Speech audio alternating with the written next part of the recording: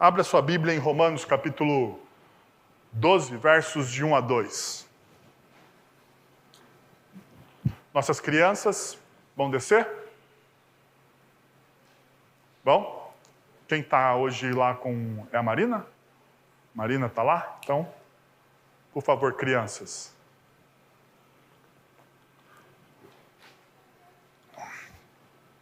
Romanos capítulo 12, versos de 1 a 2, diz o seguinte: Portanto, irmãos, rogo-lhes pelas misericórdias de Deus, que se ofereçam em sacrifício vivo, santo e agradável a Deus. Este é o culto racional de vocês. Não se amoldem ao padrão deste mundo, mas transformem-se pela renovação da sua mente, para que sejam capazes de experimentar e comprovar a boa, agradável e perfeita vontade de Deus. Um dos textos mais lidos, mais conhecidos das Sagradas Escrituras, mais recitados e talvez um dos textos mais decorados que nós temos. Eu não sei só se nós aplicamos direito esse texto. Nós lemos, nós decoramos, nós recitamos, nós falamos, mas talvez na minha perspectiva, na minha percepção, muitas vezes eu entendo esse texto de uma maneira talvez um pouco diferente da sua. E eu queria convidar você para essa reflexão a partir do texto de Romanos, desse texto tão conhecido. Bom, hoje pela manhã estabelecemos a nossa rota. Percebemos que os sábios teólogos de Westminster nos levaram ou nos legaram um grande propósito para viver. No entanto, como disse John Piper em seu livro, Em Busca de Deus, uma teologia para a alegria cristã, firmamos uma pequena alteração na primeira resposta da primeira pergunta do Catecismo Maior, no Catecismo Maior de Westminster, para evitarmos possíveis dicotomias entre a busca da glória de Deus e a experiência de ter uma plena alegria. Então, como Piper diz no seu livro, ele fala o seguinte: o fim principal, o fim supremo e principal do homem, ou seja, o nosso grande propósito, e hoje pela manhã nós falamos sobre abraçar o nosso propósito, o grande propósito do homem é glorificar a Deus ao alegrar-se nele para sempre. Vocês vão lembrar que em Westminster, ao invés de você ter o "ao", né, entre as frases, você tem a glorificar a Deus e alegrar-se nele. E muitas vezes a gente pensa que ou a gente glorifica a Deus ou a gente se alegra nele. Não dá para fazer as duas coisas. O que o Piper propõe no livro dele, Em Busca de Deus, ele vai dizer o seguinte: não, a alegria cristã é um motivo de você glorificar a Deus. Então, quando você experimenta, ou quando você passa por essa experiência da alegria cristã, que não está alicerçada nas circunstâncias, mas está alicerçada no caráter e na bondade de Deus, então, você se alegra em Deus, e pela sua alegria em Deus, você o glorifica. Então, é uma resposta. O nosso movimento é: eu me alegro pelo amor de Deus, pela minha pessoa, e assim eu glorifico. Um dos grandes problemas que nós temos, então, como povo de Deus, é as narrativas contrárias, né? Como o presbítero Fábio me lembrou hoje pela manhã, as cosmovisões contrárias à cosmovisão da palavra de Deus. Nós temos várias cosmovisões, né? A forma, as lentes com que nós enxergamos o mundo. Nós temos uma cosmovisão materialista, nós temos uma cosmovisão, uma forma de enxergar o mundo, de interpretar os fatos do mundo de maneira humanista, a partir do homem. E nós temos também uma cosmovisão a partir da história bíblica, uma cosmovisão que insere a humanidade dentro da grande narrativa das Sagradas Escrituras. Essa talvez seja o nosso grande ponto nessa série. Nós precisamos, como povo de Deus, entrar nessa grande narrativa. Se você deseja viver, ou se você deseja correr para vencer, você precisa entender essa realidade. Bom, como nós dissemos pela manhã, a a falta de propósito nos leva a vaguear pela vida, a buscar outros grandes propósitos ou outras grandes coisas. No entanto, hoje pela noite, eu gostaria de trabalhar com vocês a ideia de que nós precisamos, como diz o texto de Romanos, renovar a nossa mente. Então, primeiro nós firmamos o nosso propósito, agora nós vamos falar sobre a renovação da nossa mente. Mas uma das coisas que eu acho que nós temos dificuldade é que nós vivemos o nosso cristianismo de forma displicente.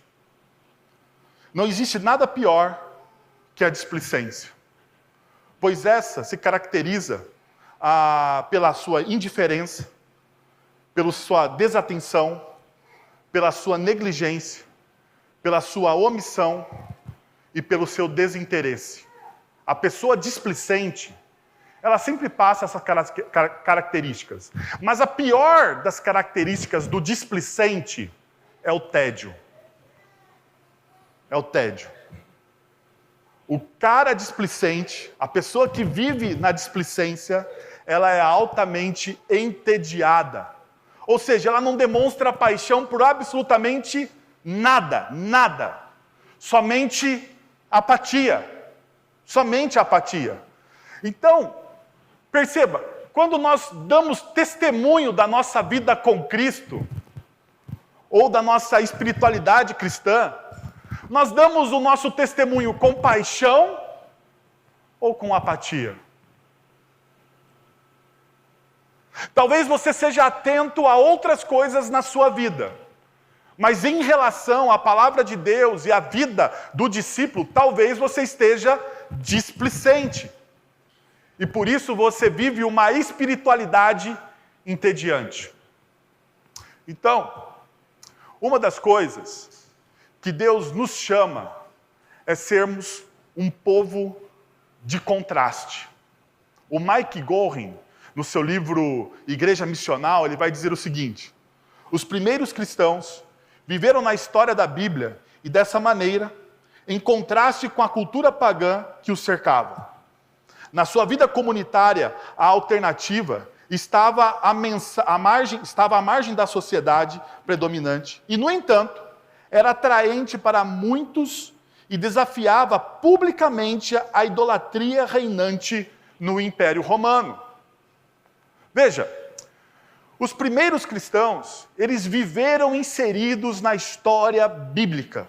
E dessa maneira, apesar de eles serem uma pequena comunidade de homens e mulheres, no primeiro século, esses homens e mulheres criaram um grande impacto na sociedade. Eles eram realmente aquilo que o John Stott mais tarde vai escrever um livro chamado Contra a Cultura. Eles eram a contracultura do Império Romano. Enquanto o Império Romano vivia mergulhado na promiscuidade, os discípulos de Cristo viviam em uma resistência em adoração ao seu Senhor. Talvez o que nos falte hoje seja um pouco de contraste com a cultura.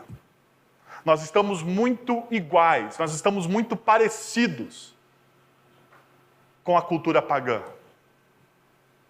Então, eu gostaria de convidar você a olhar para Romanos capítulo 12, esses versos tão conhecidos que a gente acabou de ler.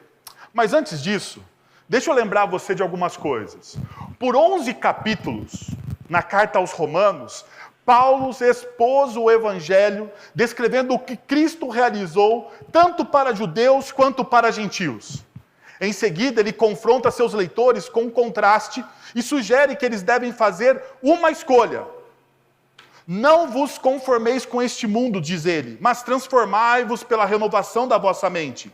Existem apenas duas opções: conformidade ou transformação.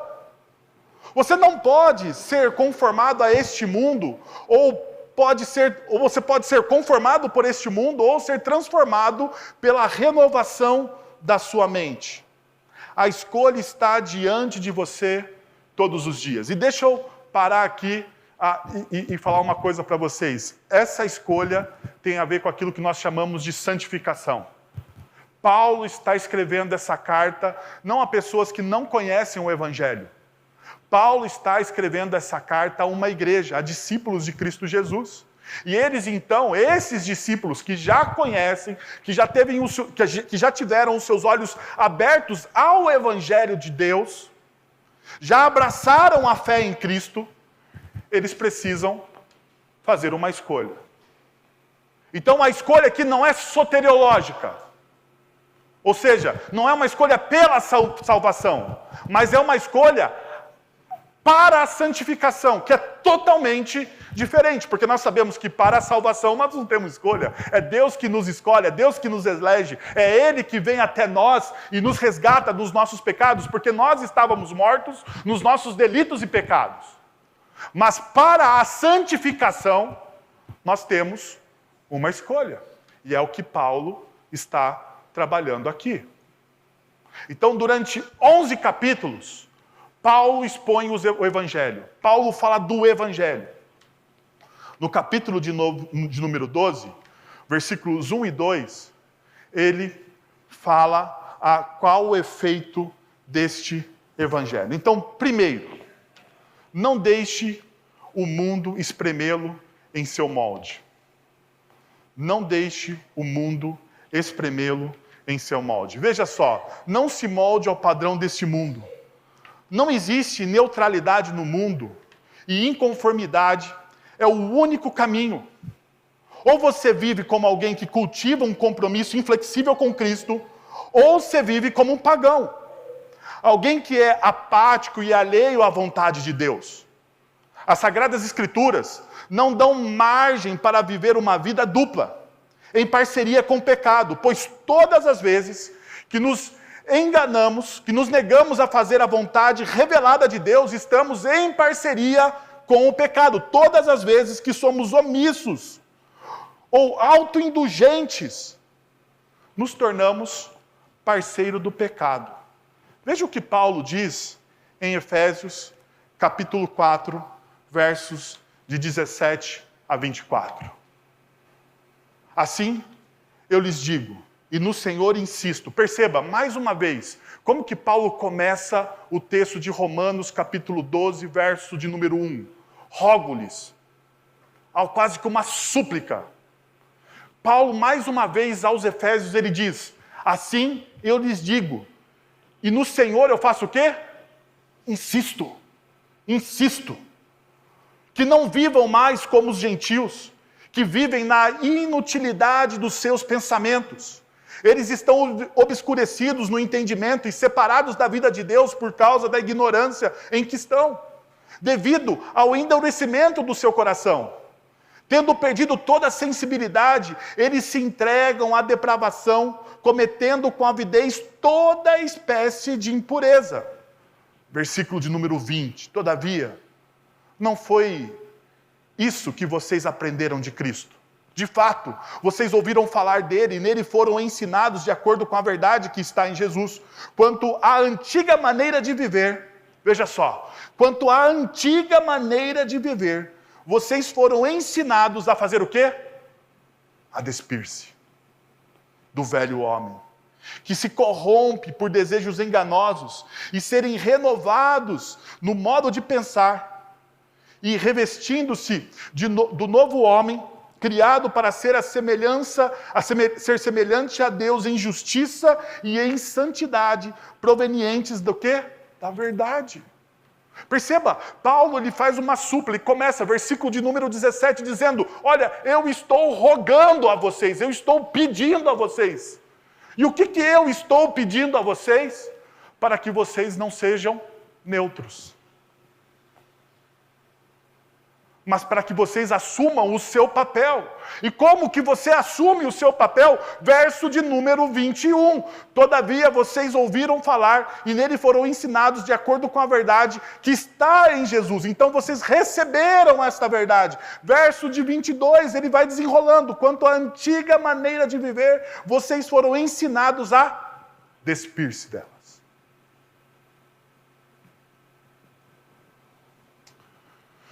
O que Paulo está dizendo aqui é que todo cristão, que todo discípulo precisa despir-se da forma antiga de viver, dos seus antigos pressupostos.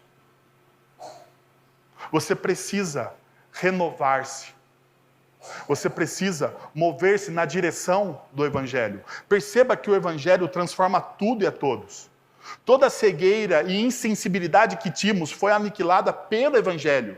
Ganhamos a consciência de que não agradávamos a Deus, não conhecíamos a sua vontade e estávamos entregues o quê? À depravação do nosso próprio coração. Ou seja, todas as áreas da nossa vida estavam corrompidas pelo pecado. Aqui percebemos algo muito importante. Mesmo aquilo que consideramos justo, quando está alienado de Deus, ainda assim é mal. E o texto é claro sobre isso. Então veja, a neutralidade da vida é um mito. Não existe. Ser neutro nunca deveria ser uma opção. A neutralidade nem sequer é possível. Não tomar partido significa concordar com o oponente. E neste caso, o oponente, meus irmãos, é o diabo, porque a Bíblia é clara. 1 João capítulo 5, verso de número 19. O mundo está sob o poder do maligno. Não existe neutralidade. Uma das coisas que as pessoas do politicamente correto querem nos empurrar goela abaixo é que o mundo é neutro. É que a cultura é neutra. É que os princípios são neutros. Que você aplica a eles como você quiser. E isso é uma mentira. Mentira! Então veja. O que Paulo está dizendo à igreja de Roma, o que Paulo disse à igreja de Éfeso, é que você precisa tomar uma posição. Não existe a opção da neutralidade. Diante do pecado, diante do erro, você precisa tomar uma posição. Diante dos princípios e da insensibilidade para com Deus, você precisa tomar uma posição. Não existe neutralidade. Não dá para ser neutro. Perceberam? Então, quando Paulo diz, não se amoldem, ele está dizendo, não seja neutro. Mas espera aqui. Qual é a nossa postura diante da sociedade? Qual é a nossa postura diante, não agora, não numa classe de escola dominical, não num grupo pequeno da nossa igreja, não dentro do grupo de jovens. Qual é a nossa postura na faculdade? Qual é a nossa postura no trabalho? Qual é a nossa postura diante de autoridades? Porque não existe neutralidade. Veja só, história da igreja. Por que os primeiros discípulos morriam?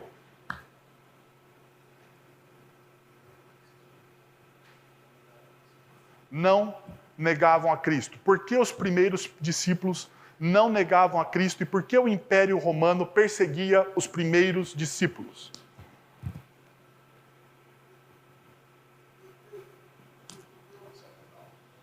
Não se amoldavam, ok. Mas qual é o motivo? Porque Cristo era o Kyrios. Quem tinha o título? Se você sabe, Kyrios é a palavra grega para Senhor, palavra do mundo greco-romano que era dito como Senhor. Então César, ele era o Filho de Deus, ele se proclamava o Filho de Deus. Daí chega alguém no Império Romano, onde o grande César era o Filho de Deus, e esse alguém na periferia do mundo daquela época, porque Jerusalém naquela época era a periferia da periferia do mundo, surge um homem E esse homem começa a angariar discípulos, e esse homem diz, não, eu sou o Filho de Deus. Eu sou o Filho de Deus. E mais do que isso, não somente esse homem é o Filho de Deus. Os discípulos começam a proclamar a mesma coisa. E com o tempo, esses discípulos começam a morrer nos estádios e a serem perseguidos pelo império. Por quê? Porque eles diziam que Cristo era o Filho de Deus. Aqueles discípulos do primeiro século, eles eram neutros.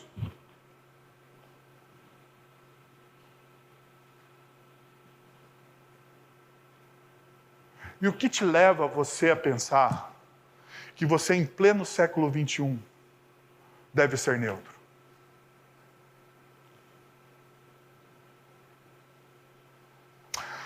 Segundo a missão Portas Abertas, a maior igreja do mundo não está na Coreia. Lá tem grandes igrejas, mas não está na Coreia do Sul. A maior igreja do mundo é uma igreja subterrânea na China, aonde os cristãos verdadeiros são oprimidos e perseguidos. Porque aqueles cristãos na China, aonde a leitura livre da palavra de Deus, se você tem alguma dúvida sobre perseguição a cristãos, nós temos um casal da nossa igreja que morou um tempo na China, o Rafa e a Vivian. Daí você pergunta para eles sobre liberdade religiosa na China. E eles vão te dizer exatamente o que eles passaram. Bom, tirando esse parênteses, a igreja mais perseguida no mundo hoje está na China. Porque a China, ela tem uma narrativa e uma historiografia marxista humanista, aonde não existe Deus. E os discípulos de Cristo na China proclamam que existe um Deus vivo e próximo através da pessoa de Cristo Jesus. E esses discípulos, eles são mortos, eles são presos, eles são levados para campos de reintegração social. E lá passam a sua vida. Na África, em países muçulmanos, cristãos morrem. Eu não sei se você sabe, mas a religião mais perseguida no mundo ainda hoje é o cristianismo. Por uma escolha dos discípulos. Porque eles não são neutros. Sabe qual que é o problema da espiritualidade brasileira? É a nossa neutralidade, gente. É a nossa neutralidade diante do pecado, do descaso, diante da maldade. O que pese as minhas críticas ao reverendo Martin Luther King Jr., ele vai dizer que o que aborrece ele, o que ofende ele, o que escandaliza ele, não é a gritaria dos maus, mas é o silêncio de quem? Dos bons. É a nossa neutralidade. Diante das injustiças, diante da maldade, a nossa neutralidade. Diante de um mundo que grita contra o Evangelho e contra Cristo, é a nossa neutralidade. É diante da vida dos nossos jovens, com pouca santidade, a nossa neutralidade. É a nossa neutralidade. E isso testifica o quê? A nossa apatia, a nossa displicência, o nosso descaso e a nossa omissão com o reino de Deus. Paulo, então, roga à igreja, rogo a vocês, igreja, que vocês não se amoldem a este século.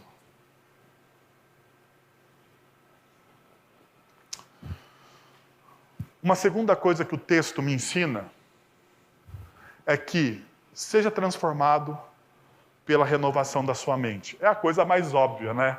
Talvez seja o texto, mas às vezes a obviedade é algo que a gente perde. muitas vezes na leitura. E o texto diz no versículo 2, mas transformem-se pela renovação da sua mente. Como sabemos, Paulo não faz uma dicotomia sobre mente e corpo. Na verdade, como é característica da sabedoria bíblica, o ser humano é visto de forma holística, por inteiro.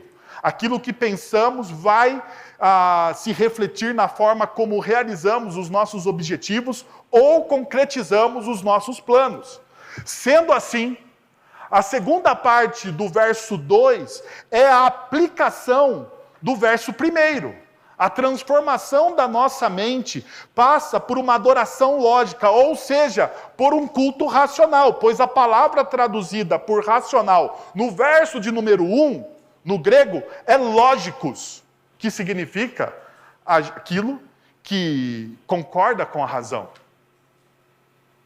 Paulo vai dizer, vocês devem oferecer o seu sacrifício, os seus corpos, como o quê? Como sacrifício vivo, santo, agradável a Deus, como culto o quê? Racional. E daí presbiteriano gosta disso.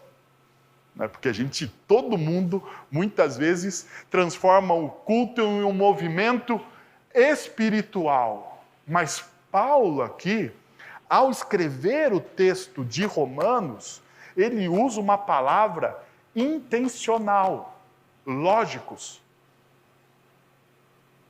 O nosso culto existe por uma razão. Ao adorarmos, nós adoramos de forma racional. Racional. Não é uma histeria coletiva.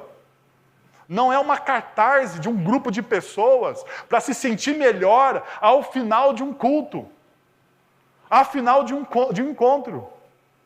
Não é. Não é, isso estão em outras filosofias, em outros movimentos religiosos. Mas a fé cristã nos traz para onde? Nos traz para a realidade. Faz com que eu e você vivamos com os pés na terra, mas com os olhos fixos na eternidade. É assim que a fé cristã se desenvolve. Eu finco os meus pés na terra, eu vivo de maneira missional a minha vida, eu olho para a eternidade, eu almejo a eternidade, eu busco a eternidade, mas os meus pés estão aonde? Nessa realidade. Eu lido com essa realidade. Então Paulo nos convida a pensar dessa forma, a esse tipo de transformação. Veja que no verso 1, Paulo diz, rogo-vos. É quase uma súplica aos discípulos de Roma. Os cristãos são convidados a romper com a mentalidade da carne. Romanos capítulo 8, verso de número 7. Que tipifica a humanidade e a mente corrompida pelos pagãos. Romanos capítulo 1, verso de número 28. Nossas mentes devem ser renovadas pelo Espírito Santo. Romanos capítulo 7, verso de número 6 e capítulo 8, verso de número 27. Isso envolve dedicar as nossas mentes ao que é bom, justo e belo. Filipenses capítulo 4, verso de número 8. Paulo nos convida a pensar sobre a vida. Ele está dizendo, você deve dedicar-se a isso. A uma construção. E veja, a pergunta então é, como isso corre? Deixa eu te dar 2 formas da gente correr dessa maneira, de pensar a transformação da nossa mente. Primeiro, preencha a sua mente com as verdades das Escrituras. Você precisa preencher a sua mente com as verdades das Escrituras. Nós preenchemos a nossa mente com muitas coisas que, na verdade, é um lixo. Lixo. Que muitas vezes não serve para absolutamente nada, só para corromper o nosso pequeno hardware cerebral aqui. Salmo de número 119, versículo 37. Desvia os meus olhos das coisas inúteis. Faz-me viver nos caminhos que traçaste. Efésios capítulo 6, verso 17. Usem o capacete da salvação e a espada do Espírito, que é a palavra de Deus. Colossenses capítulo 3, verso de número 16. Habite ricamente em vocês a palavra de Cristo. Ensinem, aconselhem-se uns aos outros com toda a sabedoria e cantem salmos, hinos e cânticos espirituais com gratidão a Deus em seu coração. Habite o quê? Ricamente, transborde em vocês o quê? A palavra de Deus. O seu coração precisa estar encharcado da palavra de Deus. Sabe por quê? Paulo está dizendo aqui, olha só. Porque quando você for dar um conselho, você vai dar um conselho sobre qual prisma? Sobre o prisma, sobre as lentes da palavra de Deus, ou sobre a lente humanista da nossa sociedade?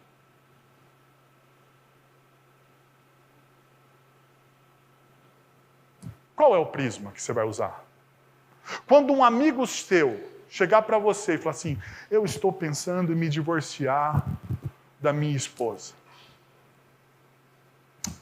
Você vai ser neutro? Você vai pensar, você vai usar a filosofia do ema, cada um com seus problemas. Isso não é uma filosofia cristã, apesar de vez em quando eu usar isso, mas não é cristã. Você vai aconselhar essa pessoa a partir das séries de TV que você assiste, das novelas, das revistas, dos romances que você lê? Ou você vai aconselhar esta pessoa a partir da palavra de Deus?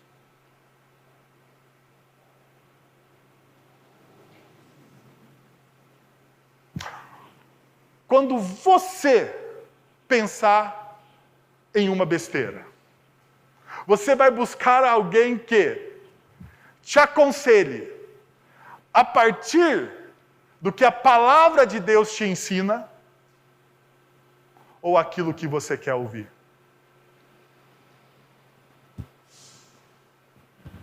Por isso que Paulo, então, ele vai dizer aos Colossenses que habite ricamente em vocês, que transborde dentro de vocês. E transborde o quê?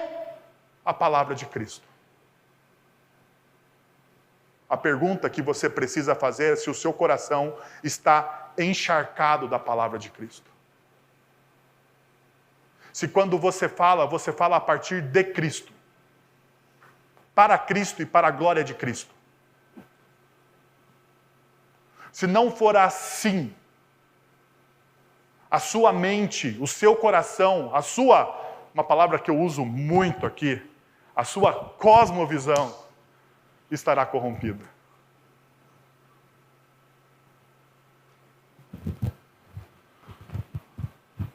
Uma outra coisa que você precisa fazer, medite na glória de Deus em Cristo.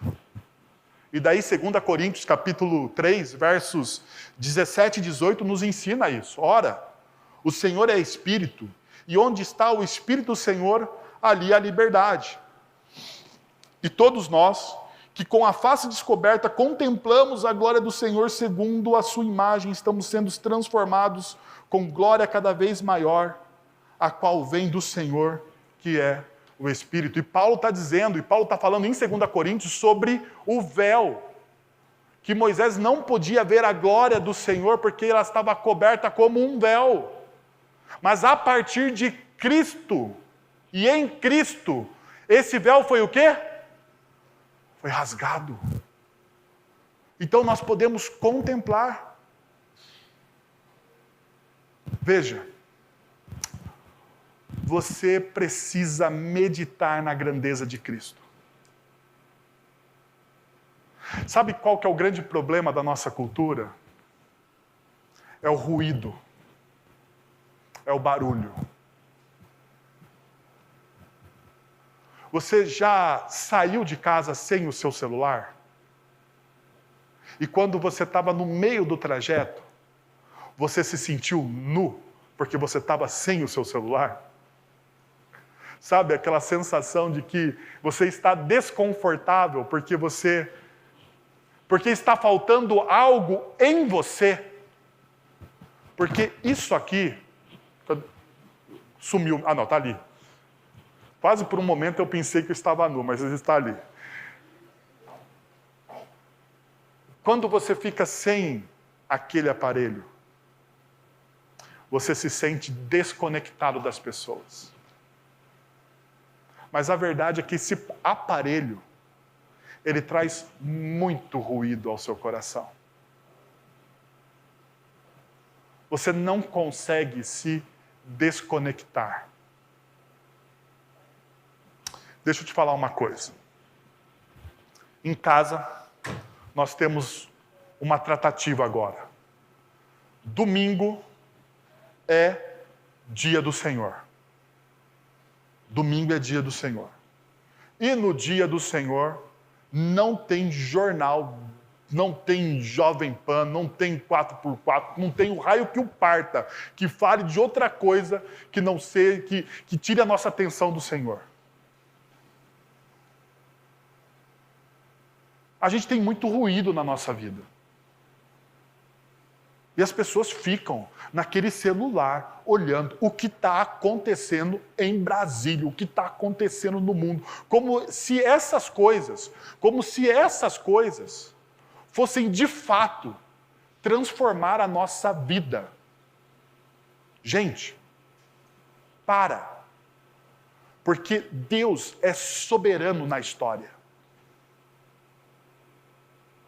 Deus é soberano sobre todas as coisas. Você não crê nisso, talvez, porque você às vezes está tomado por uma cosmovisão humanista.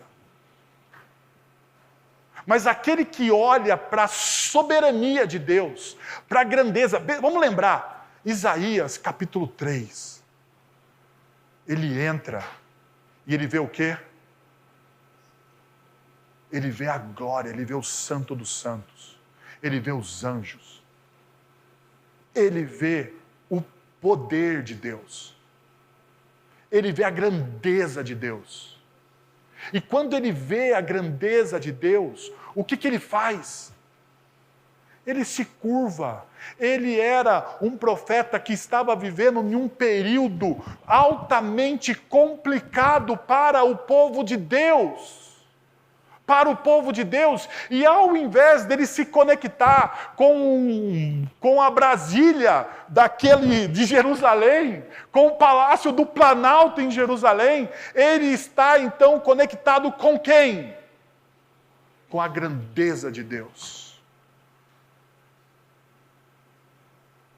O salmista vai perguntar, por que os ímpios prosperam?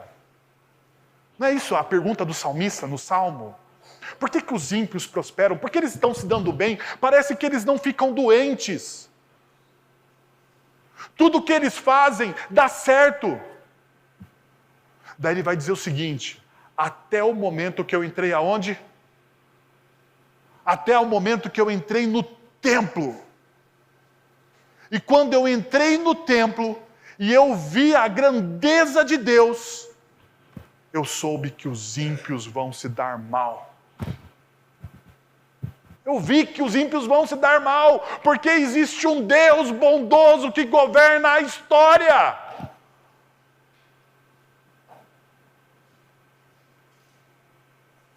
Por que o seu coração está ansioso? Por que você fica preocupado com as pequenas coisas?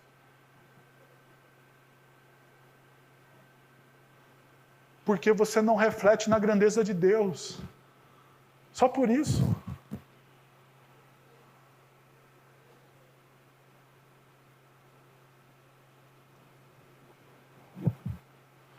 Você precisa parar os ruídos do seu coração. E você precisa olhar para a grandeza do nosso Deus. Isso é importante quando consideramos a influência de todos esses ruídos, da música, do cinema, das nossas mídias sociais, todas essas formas poderosas que tentam moldar a nossa mente de maneira contrária à palavra de Deus. Nós precisamos olhar para a grandeza do Senhor.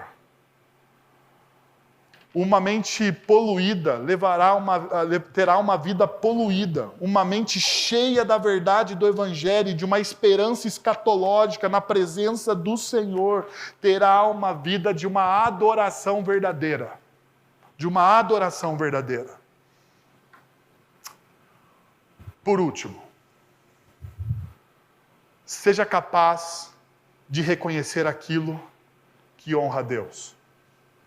O verso 2 termina: para que sejam capazes de experimentar e comprovar a boa, agradável e perfeita vontade de Deus. E aqui está talvez a parte mais difícil do texto bíblico que nós lemos nessa noite. Por quê?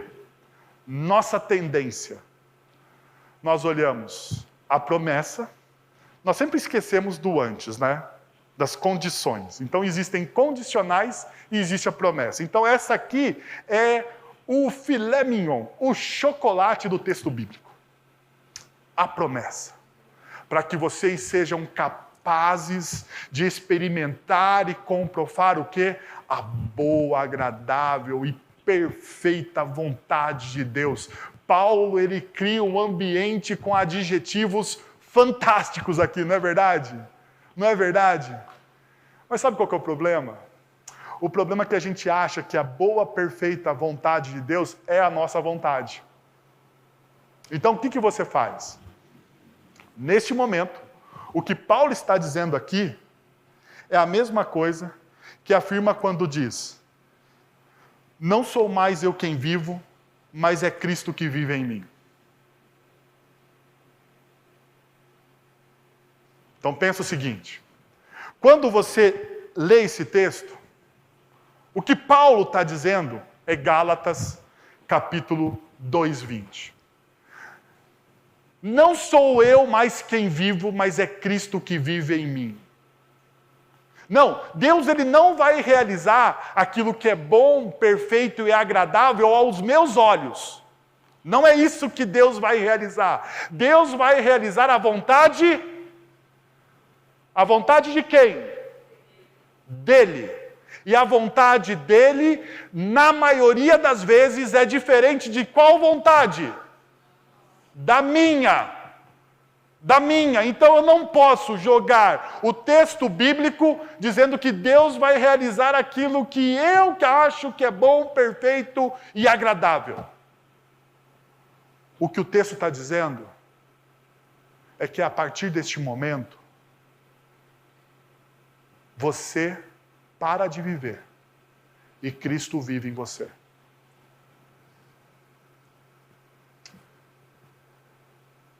Percebeu que tem um drama aqui, né? E qual que é o drama? O drama é o seguinte: você, como discípulo de Cristo, tem coragem de abrir mão da sua vida para assumir a vida que Ele tem para você?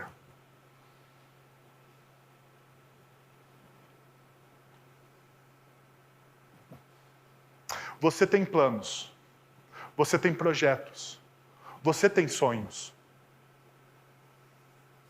Mas se você tivesse que hoje pegar os seus planos e projetos, colocar numa folha de papel, todos os seus sonhos, suas realizações, você colocasse de uma folha de papel e você falasse assim: está aqui, Senhor, olha, eu estou jogando isto fora, porque a partir de agora é você quem vive em mim. Você está disposto a fazer isso? Porque é o convite de Paulo a você. É o que Paulo está convidando a igreja a fazer. Porque nós olhamos, por exemplo, nós olhamos aquela frase de João Batista e nós achamos ela tão bonitinha, não é? O importante é que eu diminua e que ele cresça. Nós achamos isso tão bonitinho, mas só que eu não posso diminuir muito. Muito, não. 50-50, no máximo. No máximo 50-50. Porque assim, porque se Deus aumentar demais, eu não tenho espaço para mim. Mas qual que é o problema se isso acontecer? Qual que é o problema?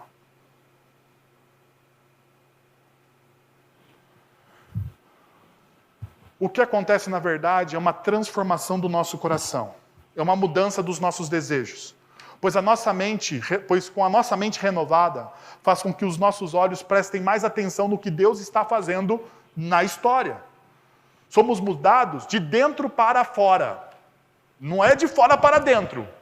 É de dentro para fora. Deus está mudando o seu coração, as suas vontades dentro do seu coração. Passamos a buscá-lo, a buscar o que Ele quer de nós e tratamos de atendê-lo. Nós buscamos o que Deus quer da gente e falamos assim, bom, se o Senhor quer que eu faça isso, apesar às vezes de parecer loucura, eu vou fazer. Eu vou fazer. Diferentemente da cultura dominante que sempre nos arrasta para baixo, ao nível da imaturidade, Deus extrai o melhor de você e desenvolve em você uma verdadeira maturidade. E ser maduro como cristão é saber dizer sim a Deus. E não a você mesmo. Quer ver qual que é o exemplo de uma pessoa madura? É quando uma pessoa madura sabe dizer não aos seus próprios desejos. Se a pessoa é madura, ela sabe dizer não aos seus próprios desejos em relação ao outro. Caso contrário, não.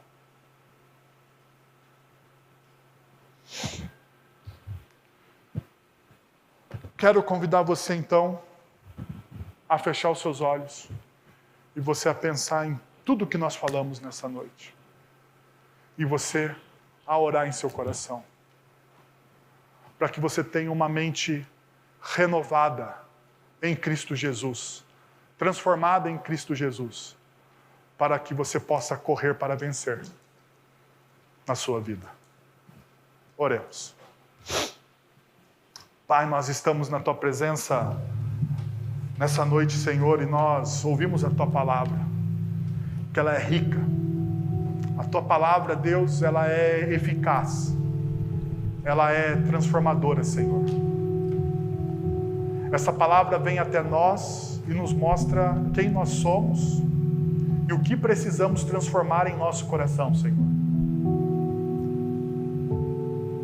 Então eu quero te pedir, Senhor, que em nome de Jesus, o Senhor derrame, Pai, da Tua graça, da Tua misericórdia sobre nós e do Teu amor.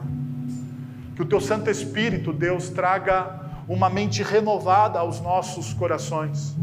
Que a transformação comece de dentro para fora. Que não seja uma transformação legalista ou superficial, mas que seja uma transformação profunda, Deus. Profunda na forma como nós entendemos a vida e que nós possamos entender a vida a partir da Sua palavra, da Sua verdade. Que nós possamos abraçar o Teu reino.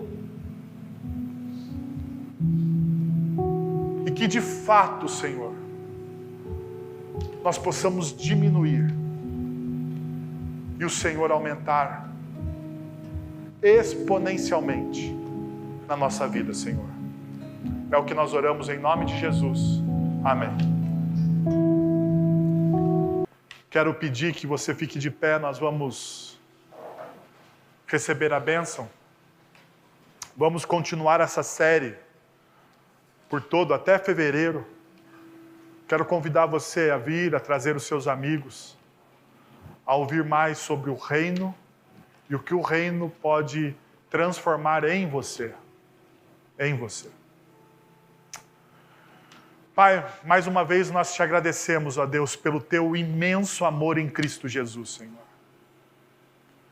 Queremos te agradecer, ó Deus, pela fidelidade da Tua aliança, pela revelação, ó Deus, da Tua palavra, pelo poder do Teu Santo Espírito, Senhor. Nós te louvamos, ó Deus, por esse tempo glorioso diante do Senhor, ó Pai. Como corpo, como igreja, recebemos do Senhor e ouvimos a Tua voz, ó Pai. Queremos Te pedir então, Senhor, que em nome de Jesus, a missão começa amanhã, Pai. Nos nossos trabalhos, na faculdade, nas escolas, no nosso meio social. Que nós, como igreja, Pai, possamos testificar do Teu Evangelho, possamos proclamar o Cristo como Senhor, ó Deus, das nossas vidas. Nos dá poder, ó Pai, como o Senhor fez no passado, àqueles homens e mulheres no primeiro século. Como o Senhor faz hoje, ó Deus, nos países onde a Tua igreja é perseguida. Nos dá o poder do Teu Santo Espírito para testificarmos, Senhor. Agora, irmãos, que a graça de nosso Senhor e Salvador Jesus Cristo, o amor de nosso Deus e Pai, o conselho, o consolo, o poder e a ação poderosa do Santo Espírito de Deus estejam hoje sobre vocês e pelos séculos dos séculos. Amém. Deus abençoe. Uma excelente noite e semana no poder e na graça de Cristo Jesus.